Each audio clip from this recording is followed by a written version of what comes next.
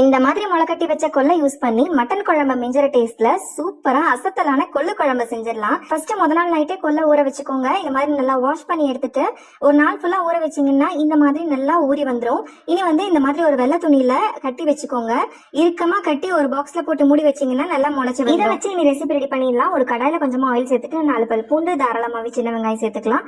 1 spoon சீரகம், 10 போல குருமிளகு, ஒரு சின்ன துண்டு பட்டை, 2 பீஸ் கிராம்பு, கூடவே ஒரு தக்காளி சேர்த்துட்டு எல்லாத்தையும் நல்லா வதக்கி இந்த ஆனியனும் தக்காளியும் நல்லா சாஃப்ட் ஆனதுக்கு அப்புறமா 3 ஸ்பூன் மல்லித்தூள், 1 ஸ்பூன் மிளகாத்தூள் சேர்த்து நல்லா கலந்துட்டு ஆற வச்சு அரைச்சு எடுத்து வச்சுக்கலாம். இனி ஒரு குக்கர்ல கொஞ்சம் ஆயில் சேர்த்துட்டு கடுகு, சீரகம், 10 போல சின்ன வெங்காயம் கட் பண்ணி சேர்த்துக்கோங்க. கொஞ்சம் கருவேப்பிலை சேர்த்து தாளிச்சுட்டு நீ அரைச்சு வச்சிருந்தோம் இல்லையா அந்த மிக்ஸ் உள்ள சேர்த்து தேவையான அளவு உப்பு சேர்த்துக்கலாம். இது ஒரு கொதி வந்ததும் நம்ம முளைக்கட்டி வச்சிருந்த கொள்ளை உள்ள சேர்த்து நல்லா கலந்து விட்டு தேவையான அளவு தண்ணி சேர்த்து ஒரு 2 ல இருந்து 3 விசில் அளவுக்கு சிம்ல வச்சு விட்டு எடுத்துக்கோங்க.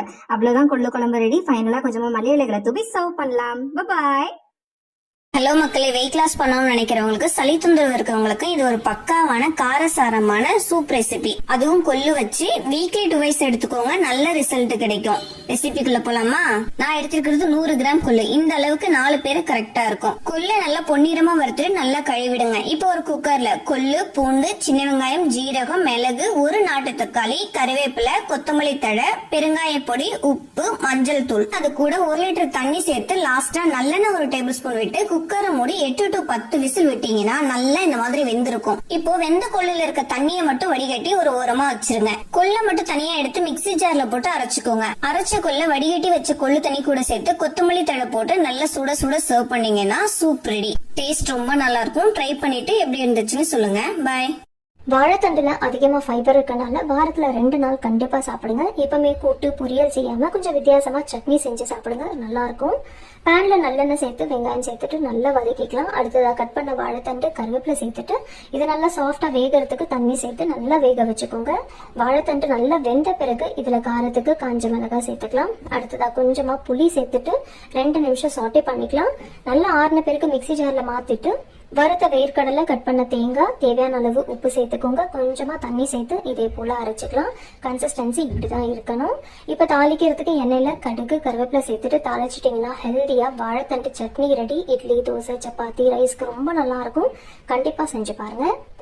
அரைச்சு விட்டு முட்டை குழம்பு இந்த மாதிரி செஞ்சு பாருங்க. டேஸ்ட் சூப்பரா இருக்கும். சட்டியில 1 டேபிள் ஸ்பூன் ஆயில் சேர்த்துட்டு 1 டீஸ்பூன் குருமிளகு, 1 டீஸ்பூன் சோம்பு, 1 டீஸ்பூன் ஜீரகம், ஒரு கையளவுக்கு சின்ன வெங்காயம், 1 கட்டி பூண்டு, 2 இன்ச் அளவுக்கு இஞ்சி எல்லாத்தையும் சேர்த்து நல்லா வதக்கிட்டு ஆறி வந்ததுக்கு அப்புறமா மிக்ஸி ஜாருக்கு மாத்திட்டு அதோடவே ஒரு தக்காளி பழத்தையும் சேர்த்து நல்லா நைஸா அரைச்சுக்கோங்க. 3/4 கப் போல தேங்காவை கட் பண்ணி அதை பால் எடுத்து தனியா வச்சுக்கலாம். பேன்ல 1 டீஸ்பூன் போல ஆயில் சேர்த்து 1/2 டீஸ்பூன் உப்பு, 1 டீஸ்பூன் மிளகாத்தூள், அதோடவே வேக வச்சிருக்கிற முட்டை ஒரு 6 முட்டையை கீரல் போட்டு 1 நிமிஷம் போல நல்லா வறுத்து வெளியே எடுத்து வச்சுக்கோங்க. பேன்ல 1 டேபிள் ஸ்பூன் ஆயில் சேர்த்துட்டு 1 டீஸ்பூன் ஜீரகம் சேர்த்து அதோடவே ஸ்பைசஸ் எல்லாம் சேர்த்துட்டு 1 கொத்து கருவேப்பிலையும் சேர்த்து நம்ம அரைச்ச விழுதையும் சேர்த்து நல்ல எண்ணெய் பிரியற மாதிரி நல்லா 1 நிமிஷம் போல வதக்கி விட்டுட்டு 1 கப் போல தண்ணி சேர்த்து நல்லா கலந்து விட்டுருங்க. அதோடவே 1 டீஸ்பூன் போல உப்பு சேர்த்து நல்லா கலந்து விட்டுட்டு நம்ம அரைச்சு வச்சிருக்கிற 1/2 கப் போல தேங்காய் பாலை சேர்த்து நல்லா கலந்து விட்டுக்கலாம். திக்கான தேங்காய் பாலை சேர்த்துக்கோங்க. நல்லா கலந்து விட்டுட்டு ஹை ஃபிளேம்ல வச்சு கொதிக்க வச்சுக்கோங்க. குழம்பு நல்லா கொதி வரும்போது நம்ம வறுத்து வச்சிருக்கிற முட்டையை சேர்த்து நல்லா ஹை ஃபிளேம்ல 5 நிமிஷம் கொதிக்க வச்சு மீடியம் ஃபிளேமுக்கு கொண்டு போய் மூடி வச்சிருங்க. அவ்வளவுதான். நல்லா எண்ணெய் எல்லாம் செப்பரேட் ஆனதுக்கு அப்புறம் ஸ்டவ் அணைச்சிட்டு 1/2 கை அளவுக்கு மல்லித்தலை தூவி இறக்குனீங்கன்னா டேஸ்டியான அரைச்சு விட்ட தேங்காய் பால் முட்டை குழம்பு சூப்பரா ரெடி ஆயிடுச்சுங்க. கண்டிப்பா ட்ரை பண்ணி பாருங்க. தேங்க்யூ.